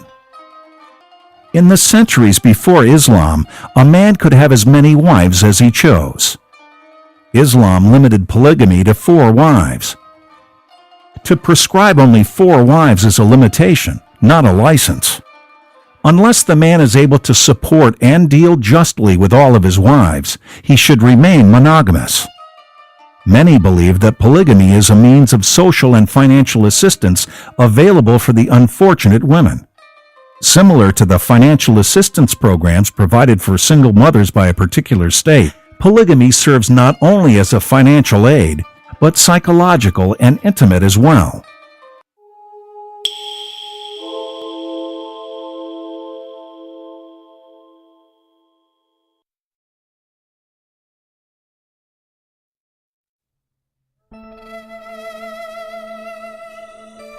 As well as the spiritual, social, and political contributions of Islam, Muslims believe that the quest for knowledge is an integral part of their faith. This philosophy opened the way for art and science that eventually led the way to the Renaissance. Islam invented the book. It began with the word iqra, reading, using the pen. And so the Muslims became big converts to learning. And so not only were they doing the sciences, but they were doing a lot of literature. The Arabian Nights, the poetry of Omar Khayyam, for example, Romeo and Juliet is directly tied to the Romantic era. Cervantes' writings, Defoe's work, Robinson Crusoe has an Islamic origin. In terms of which sciences the Muslims invented, they invented all of the basic sciences according to Brifault, Goldstein, Durant, and others. That includes astronomy, physics, geometry, geography, geology, the science of algebra, we know that, also the science of trigonometry, and medicine, pharmacy are all Islamic productions. Muslims believe contemplating the universe is a way to reach to God. The Quran points to signs on earth and heaven that make people think, investigate, and explore. Behold, God said, in the creation of the heavens and the earth, in the alteration of the night and the day, in the sailing of the ships through the ocean for the profit of mankind, in the rain which God sends down from the skies, and the life which He gives there to an earth that is dead, in the beasts of all kinds that He scatters through the earth, in the ordinance of the winds, and the clouds obedient between heaven and earth. These indeed are signs for people who have sense. Quran 2:164. Prophet Muhammad has said, seek knowledge, even if you have to go to China for it. The Muslims actually went out, found knowledge in each culture, and brought it into a continuum. Seek knowledge from the cradle to the grave, said the Prophet Muhammad. He also said, lo, the angels offer their wings to the seeker of knowledge. The Hindu culture came in with the Persian, then with the Arabic, and then with the Greek and the European. It all bent together, the ancient pharaonic culture. All that knowledge came together, that led to the sciences. It was the Quran that leveled the playing field. That's the difference. The Islamic philosophy of fraternity and learning for all opened the way for other religious minorities within the Islamic dynasty to grow and prosper. In the early Umayyad period, we find that Christians and Jews were part of court life, that indeed they held responsible positions within the Umayyad court. And tradition also tells us that Christians and Muslims at times prayed together. Muslims believe the Quran considers earthly issues important as well. The Quran named chapters after what constitutes the nerve of the economy in Arabia at the time of its revelation. The cattle is an example, or in modern terms, the cattle industry. Other names, such as the ore, or as the late Sheikh Ahmad Kuftaro translated as ore and mining, and Saba, in reference to the people of Yemen who built the Marib Dam for future agricultural and industrial projects. You will see so many surahs named after the cosmos, named after the sun, the stars, the moon, the wind. A long chapter called the cattle, for the Muslim to study the benefit of the cattle. Prophet Muhammad encouraged his followers not to be financially dependent on others, but to seek work and thrive. After all, he was a merchant himself. His inspirations in this regard are, poverty can be as bad as disbelieving in God. The Muslim who gives in charity is better than the one who receives charity.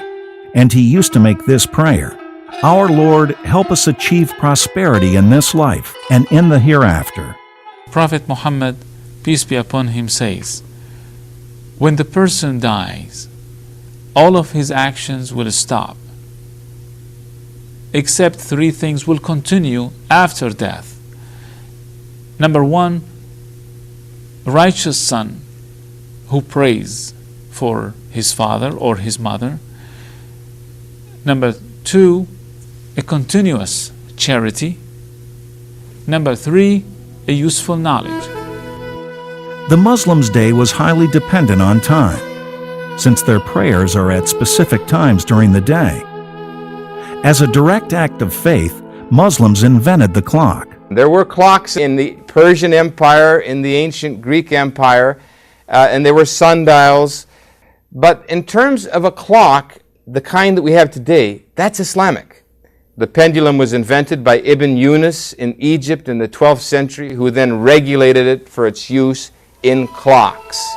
Caliph Harun al-Rashid sent a clock to the Charlemagne king of the Lombards, the Roman emperor, and through their friendship, an inn and a market for Christian pilgrims in Jerusalem was established. The Seljuk scientists, including Al-Qayyum, in the 11th and 12th century, were responsible for the creation of the solar calendar that was used widely until today.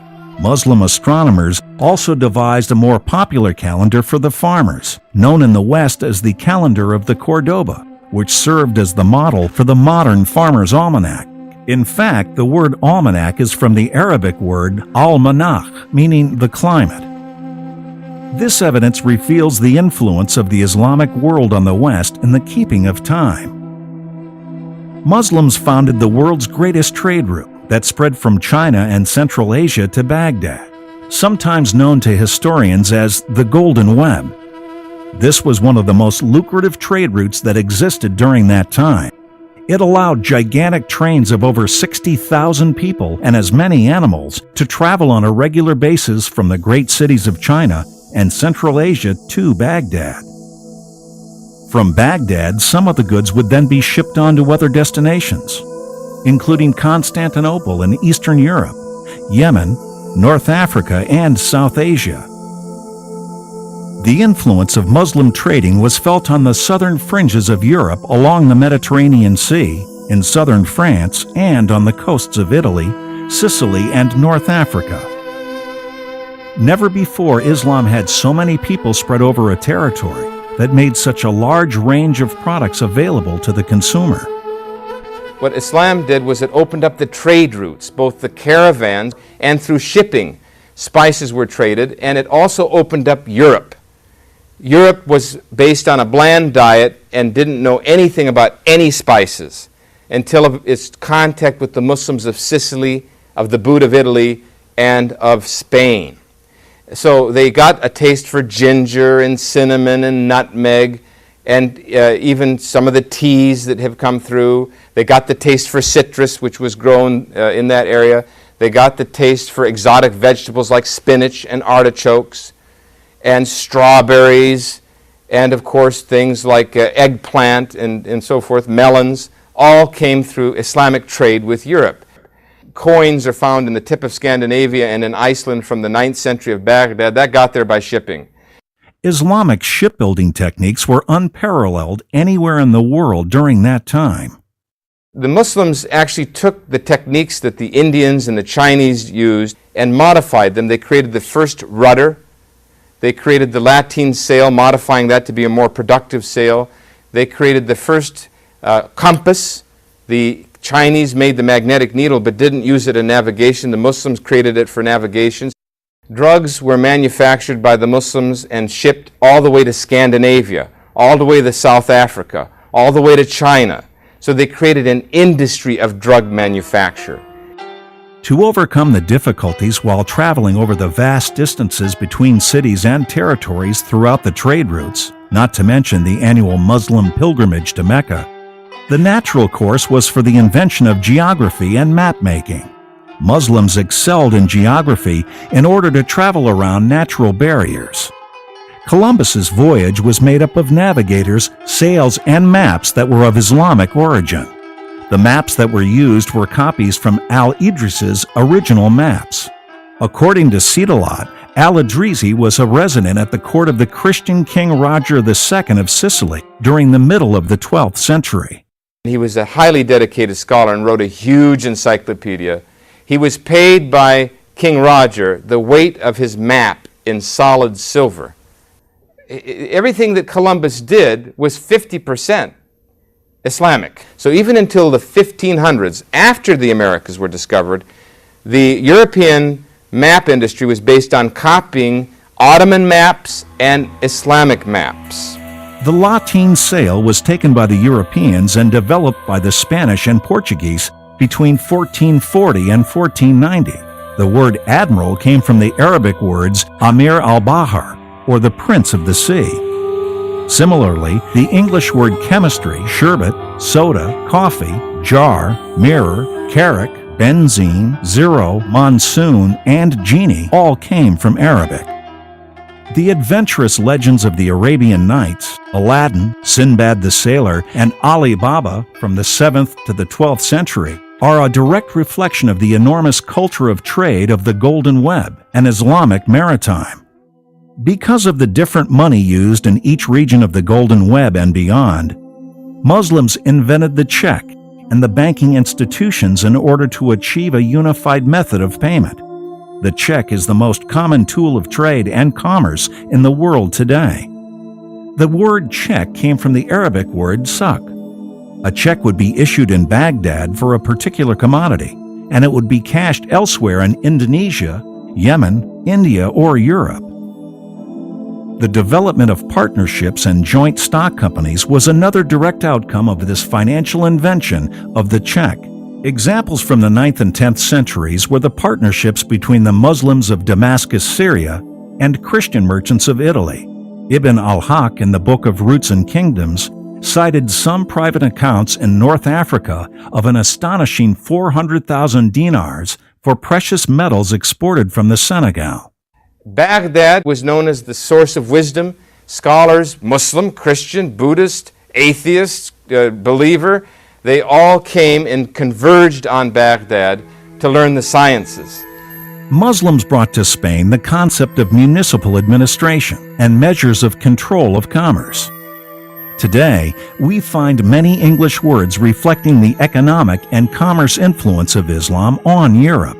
The most influential ones include traffic, from tafriq, meaning distribution; tariff, tarifa, or tax on commodities; magazine, from makhzan, to store, mankus, gauze; alcohol, algorithm, average, azimuth, caliber, and cipher, and others.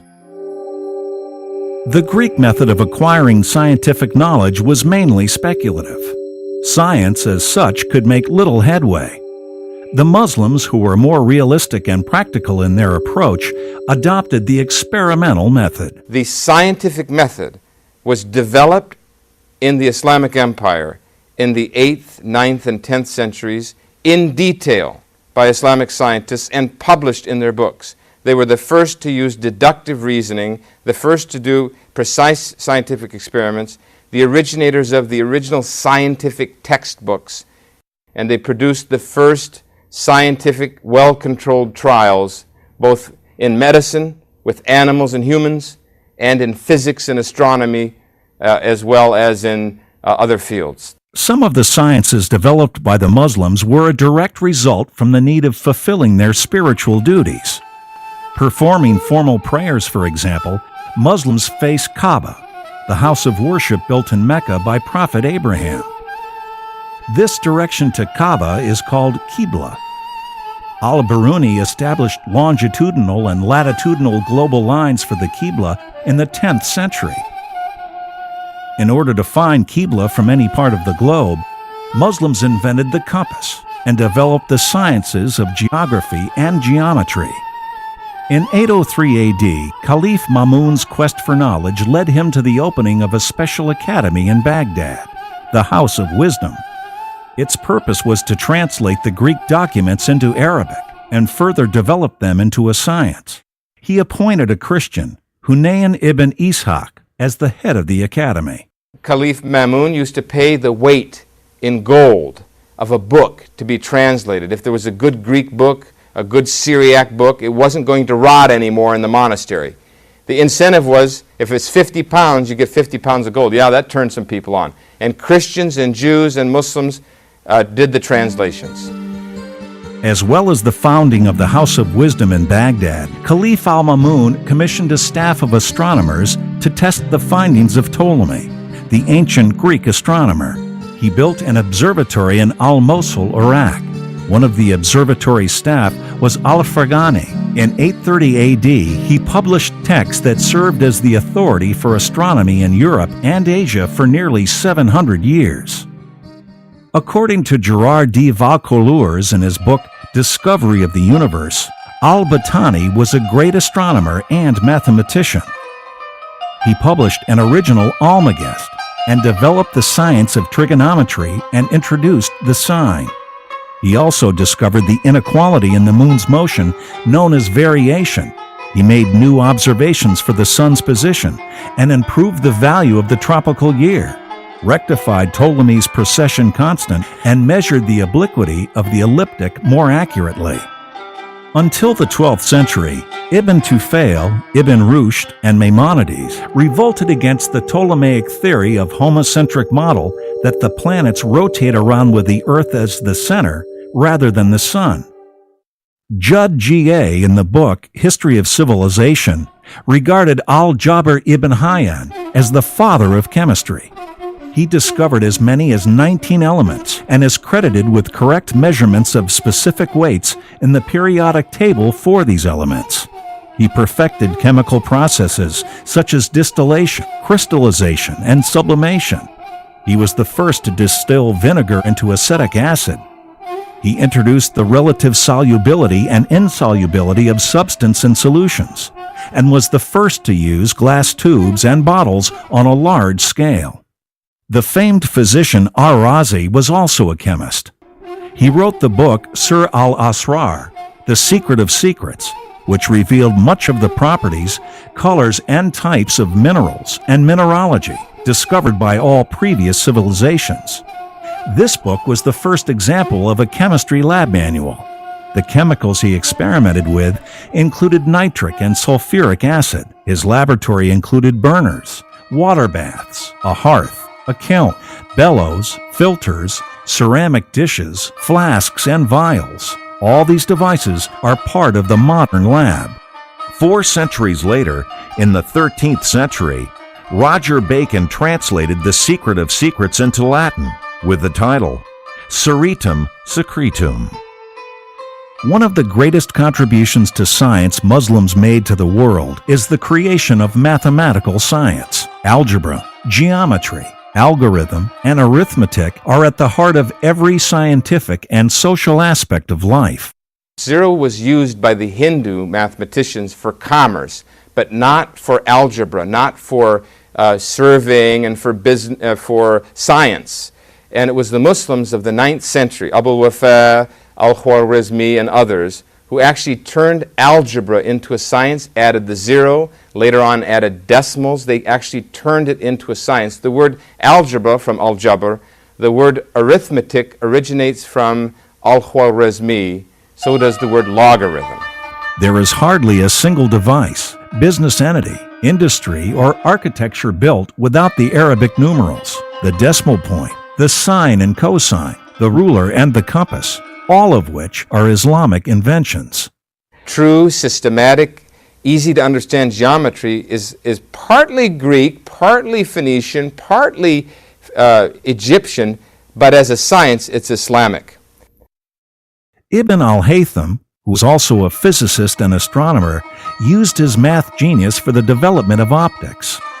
In his book, Book of Optics, he demonstrated the second law of refraction for the eyes and for the rainbow. He also described the functions of the eye, such as the connectives, iris, corona, and lens. He also shows the interrelation between the various parts. What happened was Euclid had some idea of the physics of the eye, but he was in error. Galen was in error. Al-Haytham said, no, let me look at their theories, and he changed he did experiments. The experiments proved that Galen and Euclid were in error, and he created the first correct theory for binocular vision, The Greeks said that the eye shoots photons out. Al-Haytham of Egypt said no. The sun sends particles into the eye that gets transmitted into an image at the back of the brain. He was the inventor of optics, absolute.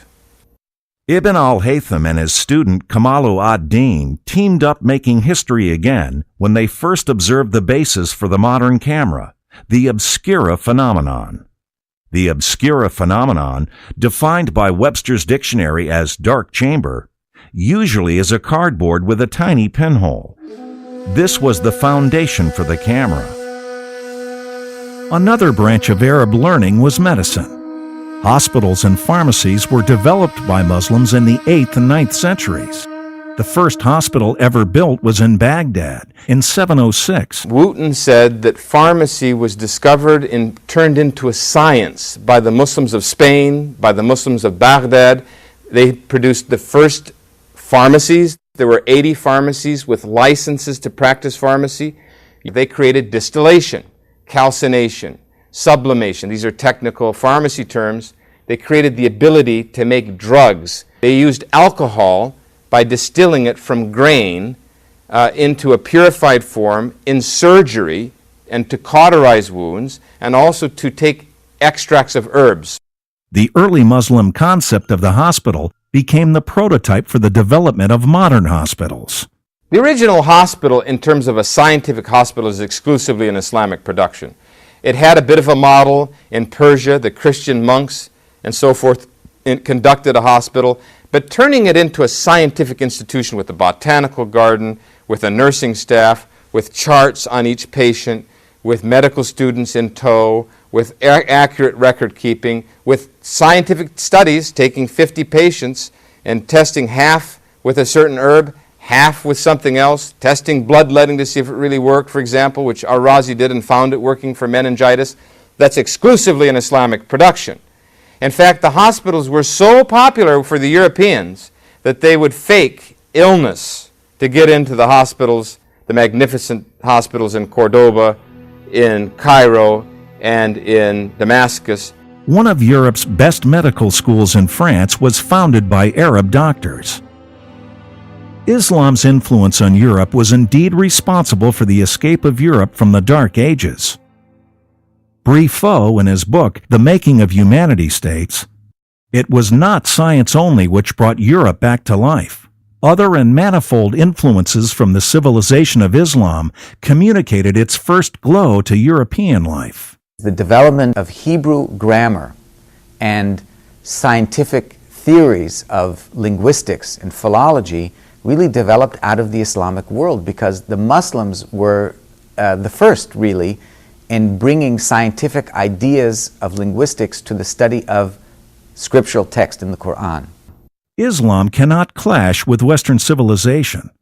Well, the whole question of whether Islam is in clash with Western civilization, it can't clash with itself. It is Western civilization. It produced the first Western civilization in Spain, in Sicily, and in Italy. It produced the sciences. It produced the post office, the bank, the check, the airmail system, the first one. It produced the use of mathematics to do computerization ultimately. So when we take a jet, or if we do a math class, or if we're on a computer, we're Islamic at that point. From the 8th through the 13th centuries in Spain under the Muslim Moors, some of Islam's greatest thinkers revolutionized Christian scholasticism. Some of those are Al-Farabi, Ibn Sina, Ibn Hazm, and Ibn Rushd.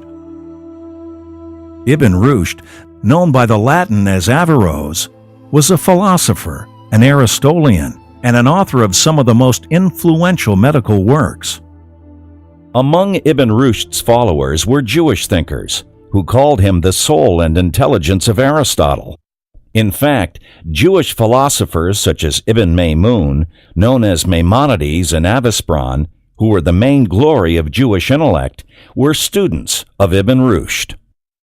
Maimonides is a powerful example of a great Jewish leader and contributor to the general world, both of Judaism, Islam, and even secular culture as well.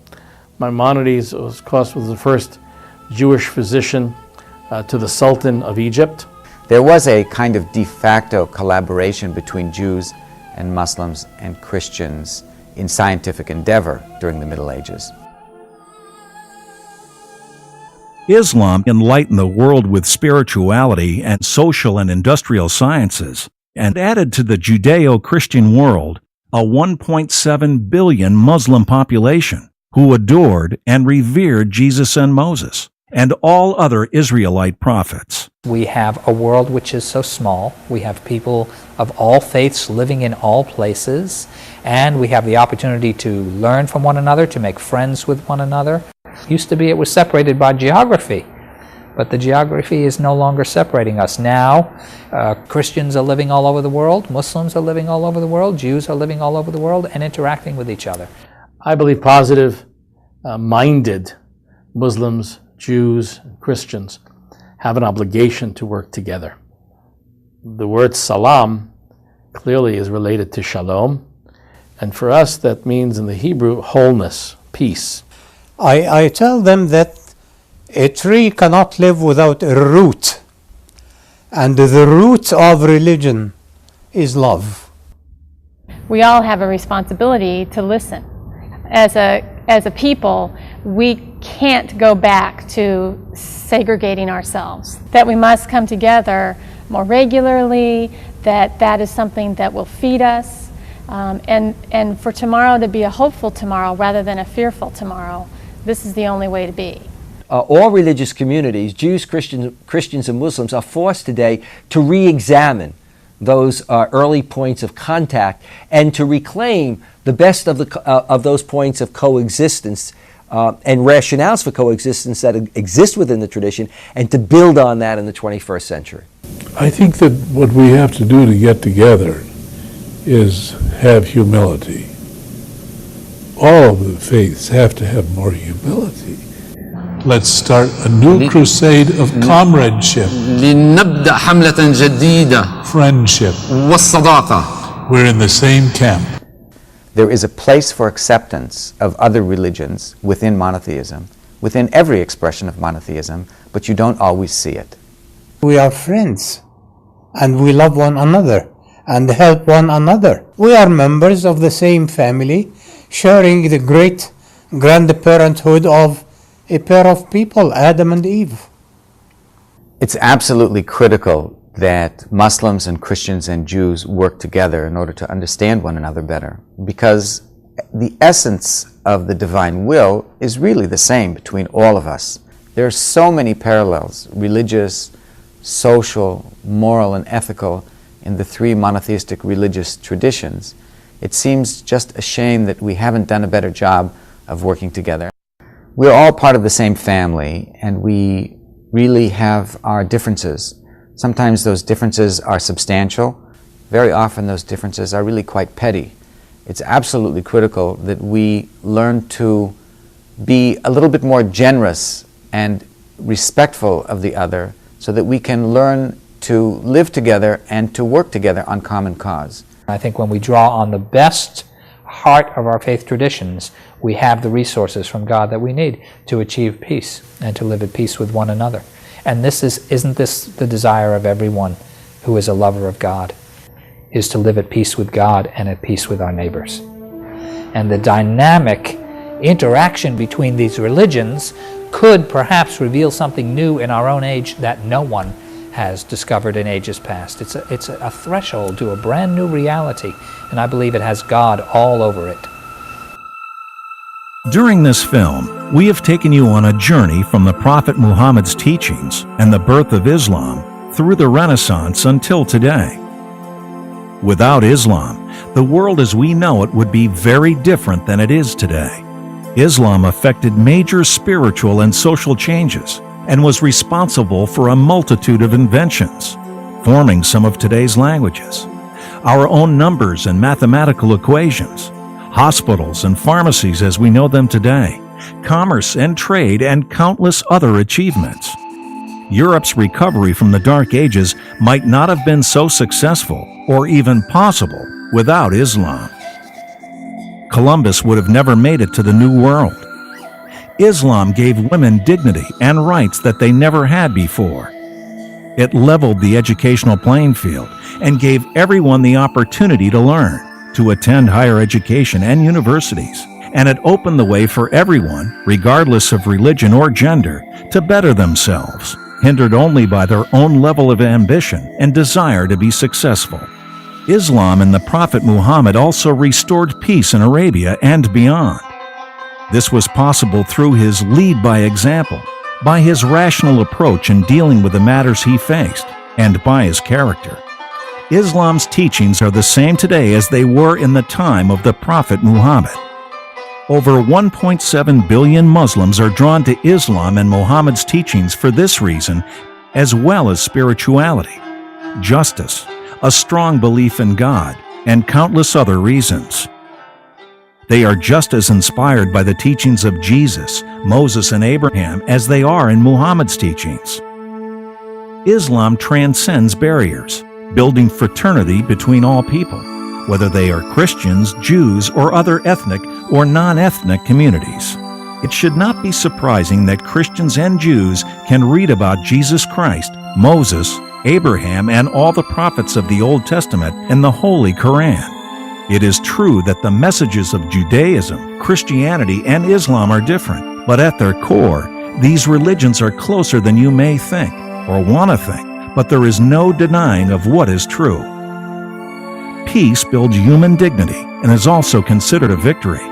Pope John Paul II said, "Everyone knows that violence always spawns violence. War throws open the doors to the abyss of evil. War, therefore, must always be considered a defeat of reason and humanity. Thus, may there soon be a spiritual and cultural impulse that will induce people to ban war. Yes, war. Never again." Christians, Jews, and Muslims all teach about a global peace, loving their neighbor, and accepting of others who are different.